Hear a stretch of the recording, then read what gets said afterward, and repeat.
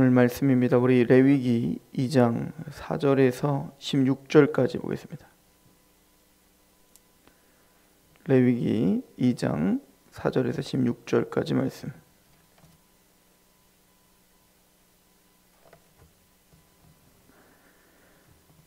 내가 화덕에 구운 것으로 소재 예물을 드리려거든 고운 가루에 기름을 섞어 만든 무교병이나 기름을 바른 무교 전병을 드릴 것이요 철판에 붙인 것으로 소재의 예물을 드리려거든 고운 가루에 누룩을 넣지 말고 기름을 섞어 조각으로 나누고 그 위에 기름을 부을지니 이는 소재니라.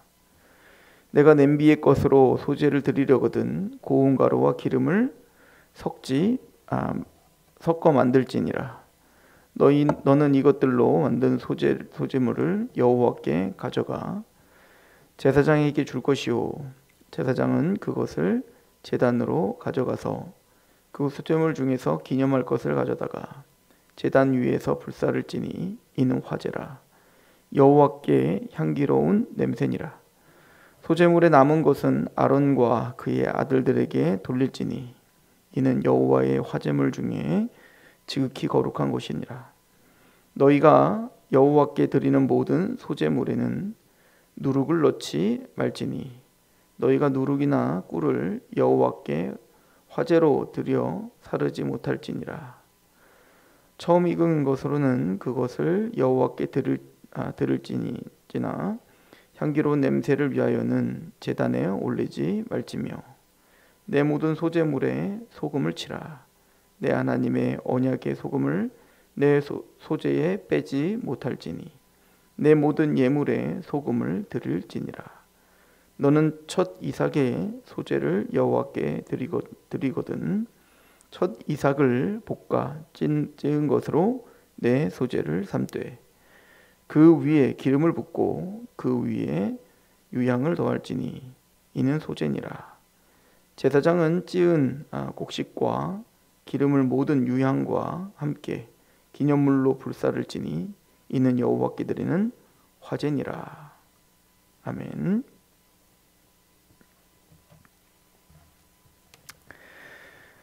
우리가 2장은 소재에 대한 이야기를 하고 있는데요. 특별히 이제 그 제사법이 제사의 종류가 5가지가 있어요. 그 중에 우리가 레위기 1장에서 봤던 게 이제 번제였고요. 그리고 오늘 소제입니다. 그리고 화목제라는 게 있고 속건제, 속죄제 이렇게 5가지가 이제 제사를 하나님께 드리는 방식도 의미들이 다 다른데 여기 보면 이제 이 소제에 계속 반복이 되는 게 뭐냐면 남은 것은 제사장에게 드려라, 그죠? 제사장에게 드려라 이렇게 표현을 합니다. 그리고는 그것을 지극히 거룩한 것이다 라고 이야기를 하죠. 지극히 거룩한 것이다. 3절에도 보면 그 소재물에 남은 것은 아론과 그의 자손에게 돌릴지니 이는 여호와의 화제물 중에 지극히 거룩한 것이다. 이 지극히 거룩하다는 건 혹시 남았을 때 그 남은 것을 함부로 대하거나 또 남은 것들을 함부로 처리할 수가 있잖아요. 그래서 그 모든 것들을 싹 다 제사장들이 처리하게 한 겁니다. 그래서 지극히 거룩한 것으로 구별하여서 이제 제사장에게 준 거죠. 거기에는 이제 제사장들의 어떤 양식도 거기에 있기도 하고, 그러나 기본적인 것은 사실은 굉장히 함부로 대할 수가 있을 가능성이 크죠. 이제 제사가 끝나고 남은 것들에 대해서, 그러니까 하나님께 드려진 것들에 대해서는 거룩하게 다 구별되어 있음을 사실은 보여주고 있는 것인데, 이 소제와 속건제, 속죄제, 뭐 이제 우리가 계속 배우겠지만 속죄제, 속건제 그리고 이 소제는 남은 것들은 다 제사장에게 드려야 됩니다. 그죠? 근데 이제 제사장한테 돌려지지 않는 것이 있어요. 그러면 이제 우리가 이미 레위기 1장에서 본 번제는 드려진 모든 것을 다 태워버려야 되는 겁니다. 그죠? 그리고 모든 제사의 기본적인 게 바로 이 번제인 거죠. 그래서 번제 같은 것은 뭐냐면 사실은 예수 그리스도의 십자가의 어떤 구속의 완전성을 우리에게 상징하면서도 또 우리 구원받은 하나님의 백성들이 하나님께 나아갈 때 우리의 모든 것을 싹 태워서 드리는 그런 어떤 산 제물됨을 보여주고 있는 거죠. 그리고 이제 나머지 소제, 속건제, 이제 이 속죄제는 이제 남은 것들은 제사장에게 드리게 됩니다. 자, 이 부분은 우리가 좀 더 나중에 살펴보게 되고, 근데 싹 다 하나님께 드려야 되는 번제와 또 제사장이 돌려줘야 되는 속건제, 속죄제, 소제와 다르게 또 화목제는 그것을 제사장과 남은 그 제물들을, 그 제사를 드렸던 제물들을 제사장과 그리고 모든 백성들이 함께 나눠야 되는 건 바로 화목제예요. 그것은 어떤 거기에 교제와 또 거기에 하나님과의 화목됨에 대한 축제와 이 여러 가지가 이제 목합되어 있겠죠. 그래서 지금 이 제사법에 나와 있는 모든 어떤 그런 원리들, 원칙들이 다 구속사적인 이유와 또 우리가 어떻게 하나님께 나아가야 되는, 또 교회에서 드려져야 되는 그 모든 어떤 그 예배의 원리, 또 교제의 원리, 이 모든 것이 다 담겨 있다라고 하는 것을 우리가 염두하면서 우리가 이 레위기를 하나하나 살펴봐야 되는데요. 특별히 소제에는 이제 곡식을 드리는 거잖아요. 빻은 곱게 빻은 우리로 말하면 밀가루나 어떤 쌀가루를 드리는 건데, 그 당시에 이제 보리가루와 이제 밀가루를 이제 하나님께 드리는 거죠. 근데 드리는 방식은 크게는 두 종류로 나눠지는 거예요. 그게 이제 2장 1절부터 3절까지 말하는 것은 이제 생으로 드리는 거죠. 거기에는 이제 유향과 어제 본 것처럼 유향과 그리고 기름을 섞어서 하나님께 드리는 것이죠. 그리고 오늘부터 보는 이제 4절부터는 이제 사실은 다 볶아서 드리던가, 볶는데 이제 그것을 냄비를 볶던지 화덕에 굽던지 아니면 프라이팬에 볶던지, 그 볶는 방법도 세 가지가 나오는 겁니다. 4절에 보시면 내가 화덕에 구운 것을 소제 예물 드리려거든. 화덕에 굽는 거 첫 번째. 고운 가루에 기름을 섞어 만든 무교병이나 기름을 바른 무교전병을 드릴 것이요. 철판에 붙인 것으로 소제의 예물을 드리려거든. 고운 가루에 누룩을 넣지 말고 기름을 섞어 조각으로 나누고 그 위에 기름을 부을지니 이는 소제니라. 7절에 내가 냄비의 것으로 소제를 드리려거든. 고운 가루와 기름을 섞어 만들지니. 근데 특이한 게 있어요. 어쨌든 그 여기 보면 뭐 냄비로다가 만들든지 아니면 프라이팬으로다가 우리로 말하면 이제 전을 붙여서 드리든지 아니면 화덕에다 피자처럼 뭐 이렇게 드리든지 다 그런 거 아니겠어요? 화덕이나 냄비나 프라이팬으로 어쨌든 소제를 볶고 어떻게든 그 딱 음식을 해서 드리는 걸 텐데, 특이한 점은 이렇게 뭔가 이렇게 직접 만들어서 하나님께 드릴 때에는 기름은 넣어요. 그죠? 기름은 넣는데 뭐는 넣지 않냐면 유향은 넣지 않아요. 그죠? 자, 실질적으로 왜 유향은 넣지 않을까요? 그냥 빻은 고운 가루를 하나님께 그냥 드릴 때에는 거기에 이제 기름과 유향을 같이 넣었는데 이때는 그냥 그 유향을 넣지 않는다고요. 그 이유는 뭐냐면 이제 유향은 실질적으로는 이제 향기를 내게 하는 건데 그거를 이제 그냥 그 부어버리거나 이러면 그게 별로 의미가 없기 때문에 그럴 수도 있어요. 근데 이제 또 하나는 또 우리가 또 염두해야 될 건 뭐냐면 사실 유향이라고 하는 것은 구하기가 힘이 있는 겁니다. 그래서 비싼 거죠. 그래서 기름은 이제 올리브유는 항상 밥을 해 먹거나 할 때 항상 그 밀가루와 기름은 항상 있어요. 모든 집에 다 있는 겁니다. 그러나 유향은 좀 고급진 거죠. 향신료고 뭐 이런 거다 보니까 고급진 거기 때문에 사실은 비싸서 구하지 못하는 사람들도 있을 겁니다. 자, 그럴 때는 어떻게 해야 되냐? 냄비로 하든 그 프라이팬에 하든 화덕에 고운 가루를 반죽을 해가지고 그것을 구워서 기름만 넣어서 드리는 거예요. 그러니까 우리가 이 부분에서도 하나님께, 근데 지금 그 어떨 때는 그 굽지 않고 어떨 때는 굽고, 이게 다른 게 아니라 이게 다 소제거든요. 그러니까 여러 선택지들을 허락하신 거죠.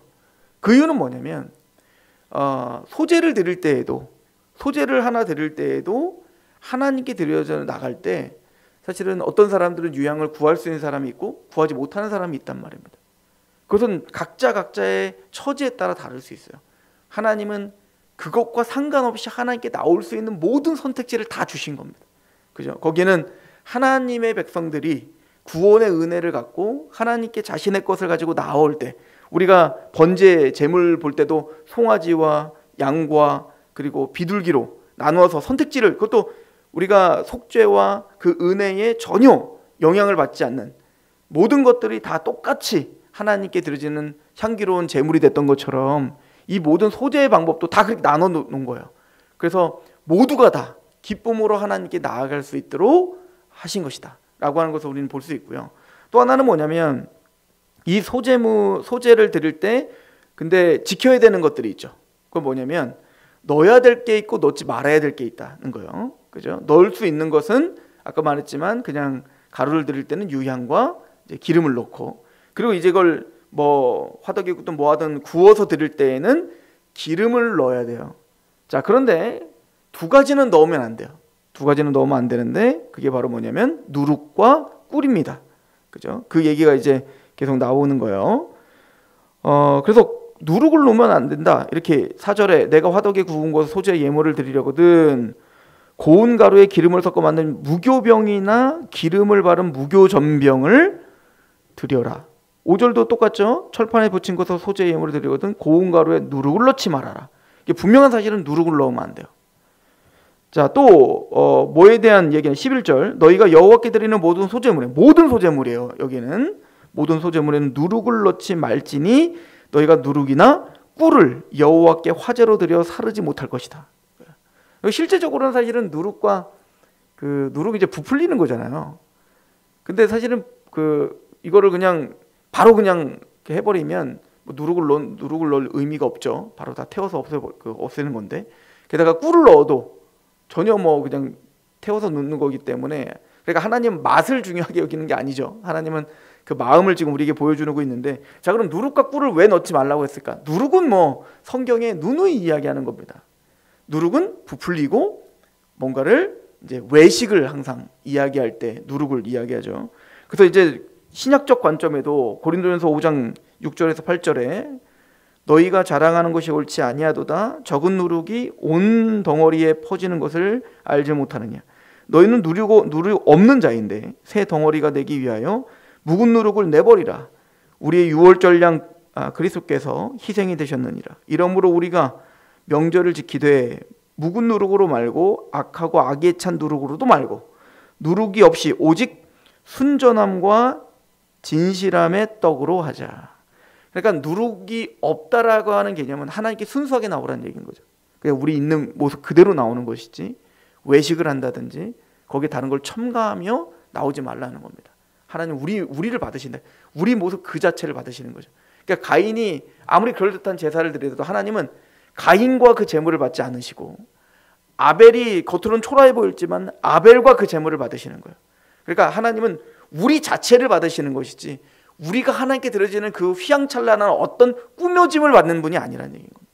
그러니까 우리의 수준에 맞게 또 우리 그냥 마음으로 우리의 구원을 받은 그 기쁨으로 그냥 순수하게 하는 게 나와야지 거기에 외식을 더하지 말라.